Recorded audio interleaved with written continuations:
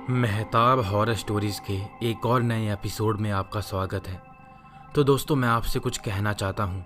अगर आप पहली बार मेरे इस चैनल पर आए हैं और पहली ही बार मेरी आवाज़ सुनने जा रहे हैं तो कृपया करके इस चैनल को सब्सक्राइब कर लीजिए। तो चलिए बढ़ते हैं अपनी कहानी की ओर। दोस्तों, आज की ये कहानी एक अनकही सत्य घटना है। सागर अपने परिवार के साथ सूरत शहर के उधना विस्तार में रहता है। कई अलग अलग काम करने के बाद उसने ठान लिया कि वो अब रिक्शा चलाएगा। उसके चाचा जी का लड़का राहुल पहले से ही रिक्शा चलाता था। राहुल ने उसे सारी जानकारियां दी और वो दोनों रात में उधना रेलवे स्टेशन पर से सवारियां लेकर जाते। ठंड का मौसम चल रहा था। सागर सिर्फ आसपास की जगह जाता, उसे दूर के विस्तार ज़्यादा पता नहीं थे। ट्रेन आने से पहले वो दोनों बाकी रिक्शे वालों के साथ चाय के मज़े लेते। सागर को अब रिक्शा चलाने में मज़ा आता था। सागर बोला, राहुल भाई, इस काम में तो पैसा काफ़ी अच्छा मिलता है। राहुल बोला, हाँ भाई, दिन से ज़्यादा रात में पैसा मिलता है, इसीलिए तो देखो स्टेशन पर रिक्शा ही रिक्शा नज़र आएंगे। सागर बोला, सही कहा, मस्त 5-6 घंटा रात में आओ और 2-3 दिन की कमाई करके वापस चले जाओ। दिन में तो पूरे दिन रिक्शा चलाने पर भी इतने पैसे नहीं मिलते। राहुल बोला, हाँ भाई, पर अब तुझे दूर के विस्तार भी लेने चाहिए। पैसेंजर ज़्यादा पैसे देंगे, बस उनसे रास्ता पूछ लिया करो और रिक्शा आगे बढ़ाया करो, तभी तो सारे विस्तार को अच्छे से पहचान पाओगे। सागर बोला, ठीक है भाई, मैं कोशिश करूँगा। 2 दिन बाद रात को राहुल दूर की सवारियाँ लिए हुए स्टेशन से चला गया। कुछ ही देर में सागर के पास भी कुछ सवारियाँ आईं। उन्हें दूर के विस्तार में जाना था और वे अच्छे खासे पैसे भी दे रहे थे। सागर ने सोचा मौका अच्छा है और उसने हाँ कर दी। उन लोगों को सचिन जीआईडीसी के विस्तार में जाना था, जो सूरत का एक औद्योगिक विस्तार है। उन्हें उसके आगे जाना था। करीब 15 किलोमीटर का रास्ता था। सागर ने उन्हें रास्ता बताने को मनवा लिया। रिक्शा को पूरी भर के वो उन्हें ले जाने लगा। एक पैसेंजर ने पूछा, क्या भाई नया नया रिक्शा चलाना शुरू किया है? सागर बोला, हाँ जी, आज पहली बार दूर के विस्तार ले जा रहा हूँ। पैसेंजर बोला, ठीक है भाई, पर एक बात याद रखना, थोड़ी देर में एक पुल आएगा, रिक्शा जरा जोरों से चलाना पुल के नीचे से। सागर बोला, क्यों भाई, कोई बात है क्या? पैसेंजर एक दूसरे का मुंह देखने लगे और ना में सिर हिलाने लगे। पैसेंजर बोले, नहीं कोई बात नहीं है, चोर वगैरह इस विस्तार में है, शहर से थोड़ा दूर है ना, और पुल के नीचे बहुत अंधेरा होता है इसलिए। सागर बोला, अच्छा ठीक है। थोड़ी ही देर में पुल आ गया। नीचे काफी अंधेरा था। आसपास के विस्तार में अब घनी झाड़ियां भी नजर आ रही थी। बाहर कड़ाके की ठंड थी। उनके अलावा किसी इंसान या गाड़ी का वहां नामो निशान नहीं था। सागर ने उनके कहे मुताबिक रिक्शा की स्पीड बढ़ाई और जल्दी से पुल के नीचे से निकला। थोड़ी देर बाद सब सवारियों की मंजिल आ गई। सागर को अच्छे पैसे मिले, वो खुश था। तभी उनमें से एक आदमी बोला, सुनो, वापस जा रहे हो तो पुल के नीचे या आसपास मत रुकना, पूरी रफ्तार से निकल जाना, चाहे कोई भी नजर आए। सागर ने इस बात को नजरअंदाज कर दिया। उसे यही लगा कि ये चोरों की बात कर रहे होंगे और कहा, ठीक है, मैं पूरी रफ्तार से ले जाऊंगा। ज़्यादा पैसे मिलने की उसे खुशी थी। वो वापस उधना स्टेशन आने निकला। वहाँ से करीब रात की 1:30 बजने वाले थे। उसने रिक्शा के स्पीकर में जोरों से गाना बजाना शुरू किया। बाहर ठंड और कोहरा भी छाया हुआ था। आसपास घना अंधेरा और आसपास की झाड़ियों में आती हुई कीड़ों की भयानक आवाजें। वो पुल अब फिर से पास आ रहा था। सागर गाना सुनने में मस्त था। आज उसकी अच्छी कमाई जो हुई थी और एक ऐसे विस्तार की पहचान हुई थी जहाँ की सवारियों को वो अब रोज ले जा सकता था। थोड़ी ही देर में पुल आ गया। नीचे घना अंधेरा छाया था।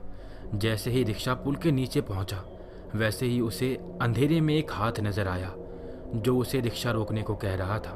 सागर ने बिना कुछ सोचे रिक्शा उस हाथ की तरफ मुड़कर रोक दिया। उसने ठीक से देखा, बाहर एक काफ़ी खूबसूरत लड़की खड़ी थी। सागर को अजीब लगा कि इतने सुनसान विस्तार में ये लड़की क्या कर रही है, पर उसने सिर्फ ये पूछा, हाँ मैडम, कहाँ जाना है आपको? लड़की बोली, उधना स्टेशन जाना है।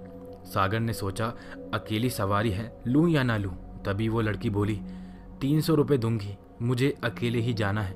सागर ने सोचा, अरे वाह, 300 रुपये दे रही है, वो भी उधना स्टेशन जाने के। पर उसे उस पैसेंजर की बात याद आई, चोर वाली। उसे लगा ये लड़की चोर ना हो जो आगे जाकर मुझे ठग ले या इसके कोई साथी आगे हों। वो सोच में पड़ गया। लड़की बोली, क्या हुआ, ले जाना है या नहीं? चलो ठीक है, 400 दूंगी।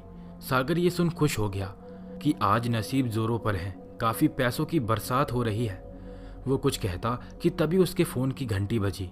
फ़ोन उसके चाचा के लड़के राहुल का था। राहुल बोला, अरे कहाँ है रे तू? कब से स्टेशन पर तेरा इंतज़ार कर रहा हूँ, जल्दी आ, चाय पीते हैं साथ में। सागर बोला, अरे भाई आज दूर के विस्तार आया था, सवारियाँ लेकर, अच्छे पैसे मिले हैं। अभी एक और अकेली सवारी मिली है, अच्छे पैसे देने वाली है। राहुल बोला, वैसे तू है कहाँ?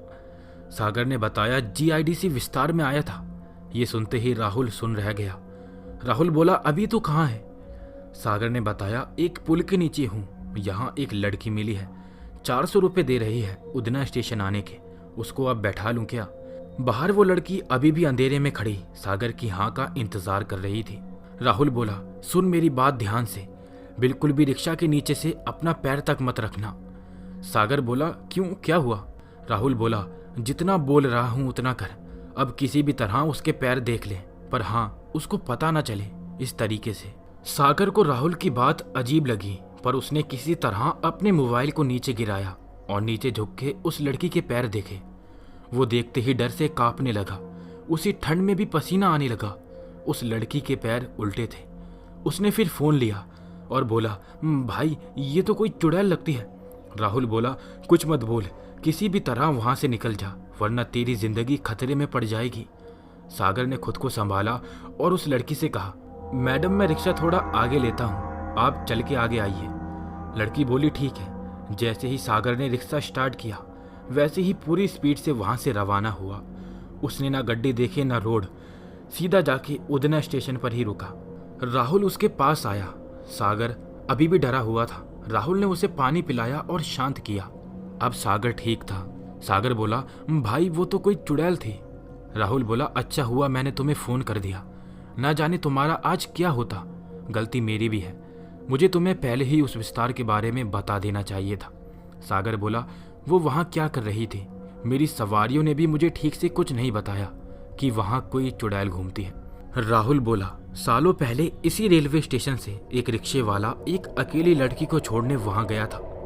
उसकी नीयत बिगड़ी और उसने लड़की के साथ गलत काम कर दिया उन्हीं सुनसान झाड़ियों में, और उस लड़की को मार भी दिया। उस रिक्शे वाले को कानून ने सजा तो दे दी, पर उस वक्त से वो लड़की चुड़ैल के रूप में वापस आ गई। सुंदर रूप धारण करके रिक्शे वालों से बदला लेती है, जैसे सारी जिंदगी बीमारी लगा देना या फिर 3-4 दिनों बाद उनकी मौत हो जाना। उसे रिक्शे में प्रवेश देने से वो आप पर हावी हो जाती है। अच्छा हुआ तुमने उसे नहीं बैठाया। वहाँ जाने वाले सारे रिक्शे वालों को ये घटना पता है, इसीलिए वो जाते भी हैं तो रिक्शा कभी रोकते नहीं। सागर ने ऊपर वाले का शुक्रिया किया और ठान लिया कि वो अब कभी भी रात में उस तरफ नहीं जाएगा। कोई यकीन करे ना करे, पर ये वही जान सकता है जिसके साथ ऐसी घटनाएं हुई हों।